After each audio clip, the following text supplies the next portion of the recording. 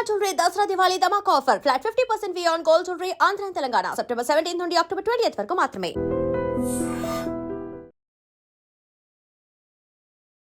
Hi hello namaste welcome to iDream media. నేను miss Ravya. మనతో పాటు ఇప్పుడు ఉన్నారు AMFI registered mutual fund distributor PS Chandrasekhar గారు. నమస్తే సార్. నమస్తే అండి. ఎలా ఉన్నారు? అవునండి మేడం.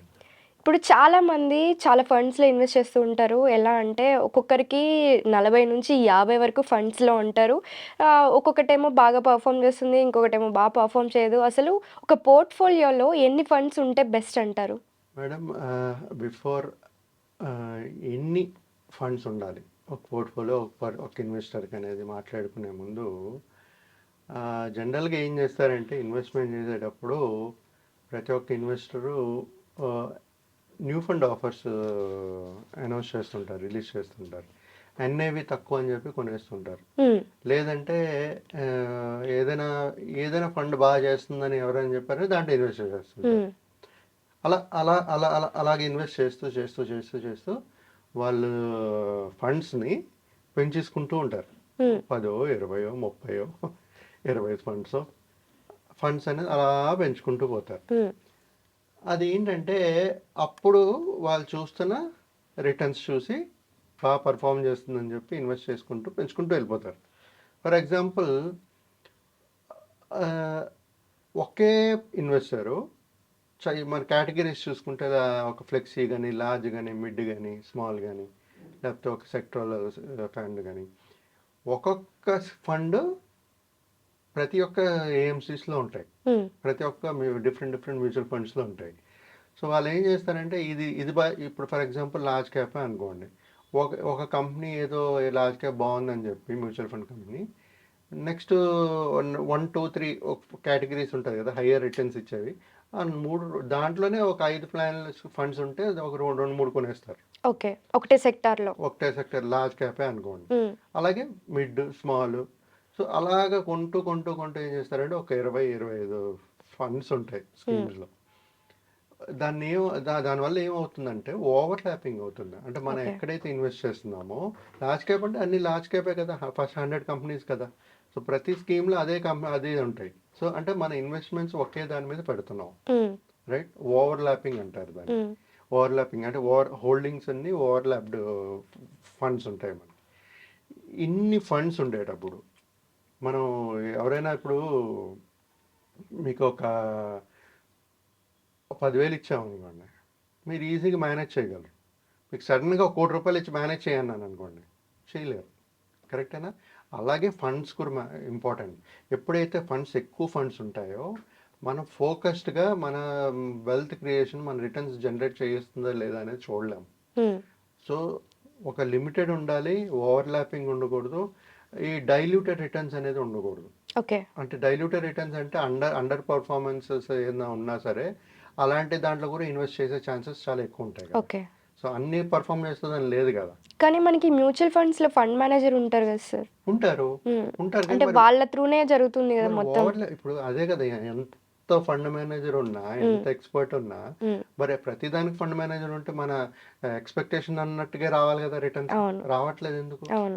సో నేను అనేది ఏంటంటే మనం చూస్ చేసుకునే ఫండ్స్ మీద బేస్ అయి ఉంటుంది అంటారు. Fund manager important. అక్కడ ఏదైతే స్టాక్స్ ఇన్వాల్వ్ చేశారో ఆ మ్యూచువల్ ఫండ్లో అది ఇంపార్టెంట్. సో చాలా ఫ్యాక్టర్స్ ఉంటాయి. బట్ నేను అనేది ఏంటంటే అన్ని ఫండ్స్ తీసుకోకండి. ఓకే. సో ఒకే లార్జ్ క్యాప్లో 3, ఒకే మిడ్ క్యాప్లో ఒక 5, ఒకే స్మాల్ క్యాప్ కేటగిరీలో 10. సో ఇన్ని ఒక 20-25 స్కీమ్స్ మీరు పెట్టుకోవడం అనేది కరెక్ట్ స్ట్రాటజీ కాదు. చూడడానికి కూడా కష్టం అవుతుంది, ఏది బాగా పర్ఫామ్ చేస్తుంది అనేది మేనేజ్ చేయలేము. ఇప్పుడు ఫోకస్డ్ ఫండ్ అంటారు. ఫోకస్డ్ ఫండ్లో ఏంటి చేస్తారు, 30 స్టాక్స్ తీసుకుని ఒక ఫండ్ తయారు చేస్తారు. ఫండ్ మేనేజర్ అంటే స్టాక్స్ అయితే 100, 150, 250, 500 ఇంకా ఎక్కువ ఉన్నాయి. బట్ ఎందుకు అక్కడ 30 స్టాక్స్? అక్కడ ఫోకస్ ఉంది. అలాగే మనం ఇన్వెస్ట్ చేసేటప్పుడు కూడా ఈ నంబర్ ఆఫ్ కేటగిరీ ఫండ్స్ అనేది ఒక లిమిటెడ్ నంబర్. ఇది మ్యాజిక్ ఏం కాదు, there is no magic number. అంటే ఇన్నే ఉండాలని ఏం లేదు. ఫర్ ఎగ్జాంపుల్ ఆయన దగ్గర ఒక 10-15 ఫండ్స్ ఉన్నాయనుకోండి, ఏ కేటగిరీస్లో ఉన్నాయనేది చూసుకుంటూ అనలైజ్ చేసుకుంటూ వాళ్ళ పోర్ట్ఫోలియోని జనరల్గా ఎక్స్పర్ట్స్ చెప్పే ఒక నంబర్ ఏంటంటే 4 to 8 స్కీమ్స్. ఓకే. ఓకే, ఇందాక అడిగారు కాబట్టి ఇప్పుడు చెప్తున్నాను. 4 to 8 స్కీమ్స్ అనేది ఒక కరెక్ట్ హ్మ్. అప్రాక్సిమేట్, కానీ it's not a magic number. Okay. అంటే కంపల్సరీ అలా ఉండాలనే లేదు. ఇప్పుడు 25 ఫండ్స్ ఉన్నాయి. 25 ఫండ్స్ నుంచి మనం తగ్గించుకోవాలంటే ఏం చేసుకోవాలి? ఫస్ట్ కన్సాలిడేట్ చేయాలి. ఏదైతే పర్ఫార్మెన్స్ కంటిన్యూటీ పర్ఫార్మెన్స్ ఏదో ఇస్తుందో కన్సిస్టెంట్గా, అలాంటి ఫండ్స్ తీసుకుని ఒక డైవర్సిఫికేషన్ అనేది చేసుకోవాలి. మళ్ళీ ఈక్విటీలో డెప్ట్లోని పెట్టుకోవాలి. ఈ ఈ ఈ సెలెక్షన్ చేసేటప్పుడు మనం ఎన్ని నెంబర్ ఆఫ్ ఫండ్స్ అనేది మెయిన్ 4 to 8 ఉండొచ్చు, లేకపోతే కొన్నిసార్లు 10 కూడా అయి ఉండొచ్చు. ఎందుకంటే ఇప్పుడు ఒక 30 ఫండ్స్ ఉన్నాయనుకోండి, వాళ్ళు తగ్గించుకోవాలనుకున్నప్పుడు కంటిన్యూటీ చూసుకుంటూ ఓవర్లాపింగ్ అవ్వకుండా ఎన్ని ఫండ్స్ ఆ పోర్ట్ఫోలియో నుంచి మనం క్రియేట్ చేయగలం చూసుకుని అనలైజ్ చేసుకుని ఆ పోర్ట్ఫోలియో అనేది చేసుకోవాలి. ఆ number can be 4 to 8 or 8, 10, don't know. But there is no magic number, అంటే ఒక ఫిక్స్డ్ నెంబర్ అనేది లేదు.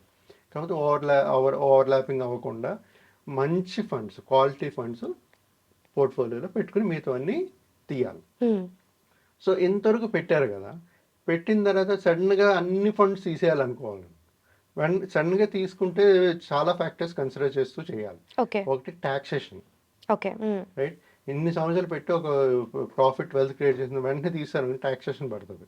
లేకపోతే విత్ ఇన్ 1 year తీసారనుకోండి ఎగ్జిట్ లోడ్ పడుతుంది, రైట్?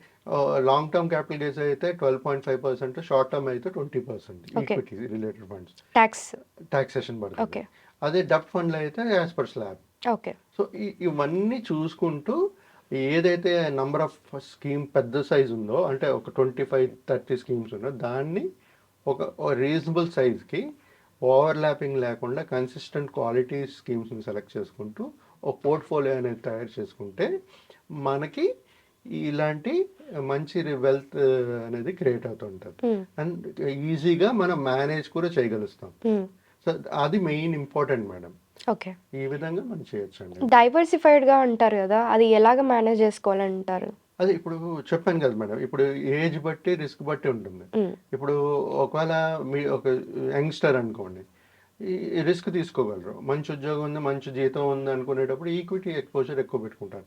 ఎంతో కొంత డెప్ట్ ఫండ్ ఒక 10%, 5%, 10 to 15% డెప్ట్ ఫండ్లో పెట్టుకునేటప్పుడు ఏమవుద్దంటే, మార్కెట్ వాలటైల్ సిచ్యువేషన్స్లో ఏదైనా డ్రాస్టిక్ ఫాల్ ఉండేటప్పుడు కాస్ట్ యావరేజింగ్ చేసుకోవచ్చు. మనకి లిక్విడ్ క్యాష్ ఉండాలి కదా, లిక్విడ్ క్యాష్ ఉండేటప్పుడు మనకు కాస్ట్ యావరేజింగ్ చేసుకుంటూ ఇన్వెస్ట్మెంట్ చేసుకుంటూ వెళ్తే ఇన్ లాంగర్ రన్ మనకు మంచి వెల్త్ అనేది క్రియేట్ అవుతుంది.